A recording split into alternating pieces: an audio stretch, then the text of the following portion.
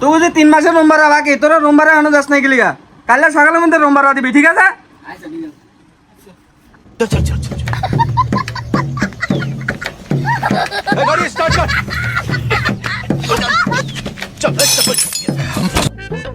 তোর আত্মীয় স্বজন কে আছে হেরে ফোন দে, 3 মাসের রুম ভাড়া দিয়া ভাড়া তো চলে যাইতে কর, ঠিক আছে?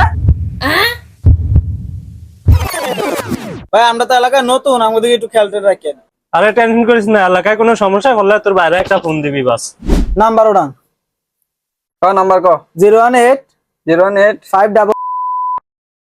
হ্যালো ভাই, কই আছেন আপনি? আমরা তো একটা সমস্যায় পড়ে গেছি, একটু জলদি করে আমাকে রুমে আনেন তো। তুই আমার ছোট ভাই, তোর কে এলাকায় এসে 1 মিনিট দ্বারা আমি আইতাছি, চল তো। কি রে তুই এনো? তোরই তো আমি বৃষ্টিতে আছি।